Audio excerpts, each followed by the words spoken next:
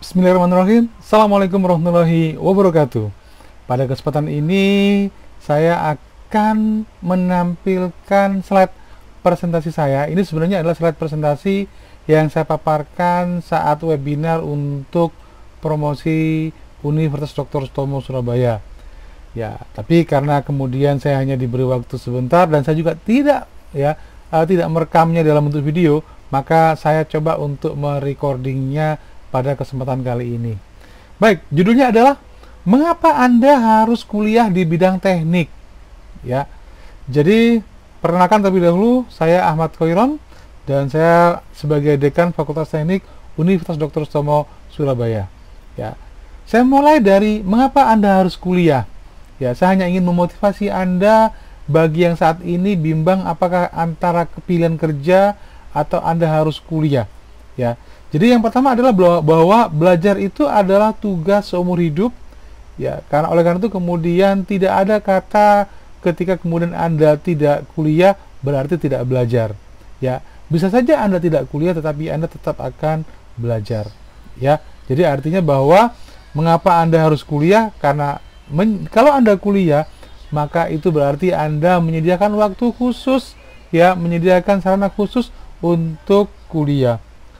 Yang kedua adalah meningkatkan derajat, ya. Tentu saja bahwa mereka yang berilmu, maka kemudian Allah akan meningkatkan derajat orang yang berilmu. Kemudian yang ketiga adalah menjadi manusia unggul. Ya, jadi bahwa sebenarnya perbedaan antara orang yang unggul dan yang tidak itu adalah pada kemampuan dia untuk bisa memecahkan masalah. Bagaimana bisa memecahkan masalah? Kalau kemudian dia memiliki ilmunya. Ya, ini untuk manusia unggul. Kemudian yang keempat adalah agar Indonesia menjadi negara maju, bahwa kemajuan sebuah negara ditentukan oleh kualitas sumber daya manusianya.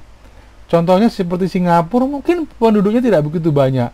Korea Selatan kalah jauh dengan Indonesia jumlah penduduknya, tetapi karena penduduknya SDM-nya berkualitas, berpendidikan, ya, maka kemudian mereka menjadi negara yang maju. Kemudian memperoleh jodoh. Kuliah tujuannya untuk memperoleh jodoh? Bisa saja, ya, karena sebenarnya ketika Anda bertemu dengan banyak orang di suatu tempat, maka sangat mungkin bahwa mungkin salah satunya adalah jodoh Anda di situ. Jadi kalau kemudian Anda kuliah mendapatkan jodoh, itu sama seperti sambil menyelam minum air, ya. Oke, kemudian memenuhi harapan orang tua, ya. Orang tua mana sih yang tidak berharap bahwa anak-anaknya akan jauh lebih baik kehidupannya dibandingkan dengan mereka? Maka dengan kuliah, ya, dengan berpendidikan tinggi, dengan memiliki ilmu, maka harapannya adalah bahwa anak-anaknya punya kehidupan yang jauh lebih baik lagi, ya. Dan yang terakhir yaitu memperoleh pekerjaan dan penghasilan besar. Ya, tentu saja bahwa, ya, pilihan program studi yang Anda ambil itu juga akan berkorelasi terhadap bidang pekerjaan yang akan Anda tempati. Memang sih bahwa kalau Anda kuliah di teknik informatika, mungkin saja Anda tidak bekerja sebagai programmer, ya, atau mungkin jualan komputer, ya, atau mungkin jadi kontraktor, yang mana saja, ya, atau Anda mungkin kuliah di ekonomi, tapi mungkin juga ternyata Anda malah beternak lele atau beternak ayam misalkan, ya. Jadi pada prinsipnya bahwa ilmu apapun yang Anda tempati, yang Anda pelajari, ya, itu harusnya juga bisa membawa manfaat untuk bisa memperoleh pekerjaan atau mengkrit pekerjaan dan mendapatkan penghasilan yang besar. Oke, saya mulai dari bidang pekerjaan apa yang paling dibutuhkan. Ya, karena saya orang teknik, maka saya akan fokus pada bidang keteknikan. Oke, ini informasinya. Di sini ada sebuah berita yang menyatakan bahwa Indonesia kekurangan sarjana dan diploma teknik. Ya, jelas beritanya, ya. Pada tahun 2025, Indonesia diproyeksikan akan membutuhkan 276.298 sarjana 1 teknik dan sekian 458.000 sekian D3 teknik. Artinya adalah bahwa tenaga teknik masih sangat jauh, ya, kurang dibandingkan dengan apa yang dibutuhkan, apa yang tersedia, ya. Kemudian sedangkan yang ketersediaan untuk S1, ya, diproyeksikan hanya terdapat 27.721 saja, dan D3 lebih sedikit lagi, yaitu 5.634 orang. Artinya bahwa kalau Anda kuliah di bidang teknik, maka seharusnya ketika Anda lulus nanti tidak akan menganggur. Tetapi sebentar, kok ada Pak jurusan sarjana teknik tapi kok menganggur? Nah, ada banyak hal sebenarnya ya. Bisa karena bidang apa? Jangan-jangan Anda kuliah di bidang teknik tetapi ternyata tidak banyak dibutuhkan, tidak banyak diserap di pasar ya. Oke. Atau juga kalah bersaing dengan lulusan dari kampus-kampus lain. Maka saya akan utarakan pada kesempatan ini kira-kira sarjana teknik apa yang dibutuhkan oleh pasar ya. Pertama adalah bidang konstruksi, yaitu sarjana teknik sipil. Jadi sejak Pak Jokowi menjadi presiden, bahwa beliau punya visi misi untuk bisa membangun infrastruktur ya sebagai bagian dari usaha untuk meningkatkan perekonomian nasional. Coba perhatikan bahwa Pak Jokowi ini ya untuk periode kedua ini juga sama ya, sudah membangun jembatan, membangun jalan tol, membangun jalan raya, pelabuhan, kemudian apalagi bandara ya dan seterusnya. Maka kalau Anda perhatikan, untuk bisa membangun itu semua, termasuk juga bendungan Roti Klot ini yang kemarin di NTT, maka dibutuhkan konsultan konstruksi, kontraktor konstruksi, manajer perencanaan proyek konstruksi, konsultan pengawas, manajer pelaksana proyek. Jadi artinya untuk bisa membangun itu semua, gedung-gedung dan seterusnya, pasti membutuhkan sarjana teknik sipil. Nah, ya, berarti kalau begitu bagaimana? Peluangnya berarti sangat besar ya. Jadi ketika kalau Anda sekarang memutuskan untuk kuliah di teknik sipil, maka 4 tahun berikutnya Anda lulus ya, dan pembangunan itu tidak pernah berhenti. Sekali lagi ingat, dicatat bahwa pembangunan gedung dan seterusnya ya, infrastruktur itu tidak pernah berhenti. Kenapa? Karena manusia pasti akan terus membutuhkan rumah, membutuhkan gedung perkantoran, membutuhkan jalan raya, membutuhkan bendungan ya. Kemudian berikutnya ya, bidang teknologi informasi. Nah, ini adalah bagian dari sarjana komputer. Jadi kalau Anda perhatikan pada ya industri 4.0 ya, ada big data, ada cloud computing, kemudian juga cyber security, apalagi robotika, augmented reality, additive manufacture, simulation, Internet of Things. Jadi kalau misalnya kita bicara tentang revolusi industri 4.0, maka apa sih yang tidak kemudian membutuhkan IT? Nah, oleh karena itu kemudian Anda harus paham bahwa ke depan masyarakat 5.0 yang dicanangkan oleh Jepang atau Society 5.0, maka masyarakat ke depan akan begitu memanfaatkan teknologi informasi ya untuk semua bidang kehidupan. Sekarang contohnya misalkan apa? Mobil yang tadinya mungkin pakai sopir atau manual, maka ke depan mobil seperti Tesla itu akan di drive ya, tidak lagi butuh sopir tapi cukup pakai teknologi GPS. Atau kalau Anda perhatikan Internet of Things, bagaimana mengontrol pabrik-pabrik, mengontrol alat-alat ya dari jarak jauh dengan menggunakan internet ya. Atau fintech, financial technology ya, kemudian bagaimana ke depan perbankan itu tidak lagi membutuhkan banyak orang, cukup ATM setoran ya, maka kemudian orang-orang bisa menggunakan mesin setoran, ATM setoran tadi untuk bisa menabung, atau juga ATM untuk mengambil uang, atau juga mobile computing ya, atau pakai aplikasi mobile sehingga kemudian orang seperti punya ATM di rumah.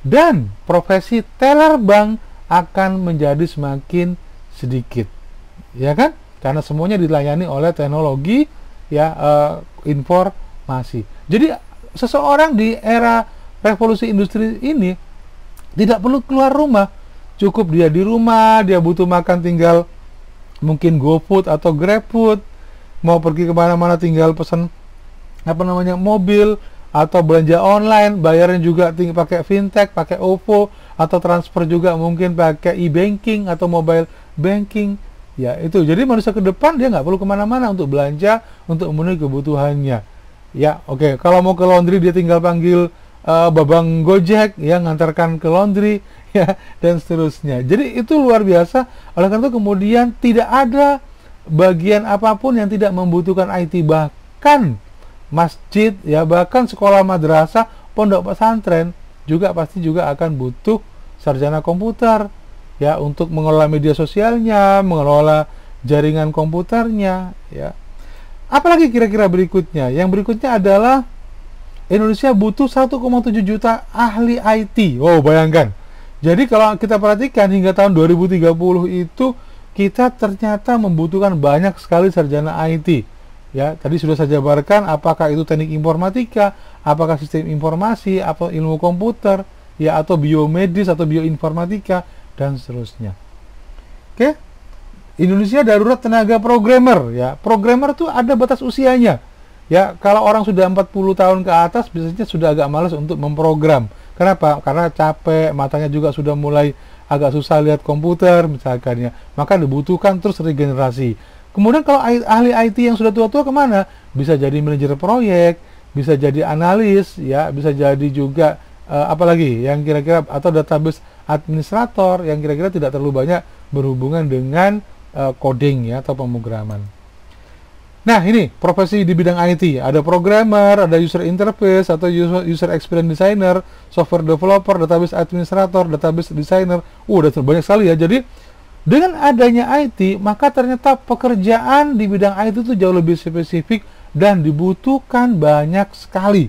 Ya, kenapa? Karena tidak mungkin satu orang merangkap ya banyak bidang. Kalau orang yang ahli di bidang security atau keamanan, supaya tidak ada cracker ataupun hacker yang menjebol sistem jaringannya atau sistem database-nya, maka kemudian dibutuhkan administrator jaringan. Ya, atau kalau di sini adalah bisa juga sebagai network administrator ya, atau information security analyst. Oke. Jadi programmer pun begitu, ada banyak programmer jenisnya. Apakah programmer untuk Android atau mobile, atau untuk desktop, atau untuk game dan seterusnya. Masing-masing tidak bisa dicampur. Orang yang sudah bisa membuat program untuk database, maka dia belum tentu bisa untuk membuat game ya, untuk membuat program untuk game. Oleh karena itu kemudian peluangnya masih sangat besar karena kebutuhannya 1,7 juta ke depan sampai dengan 2030 masih dibutuhkan tenaga IT.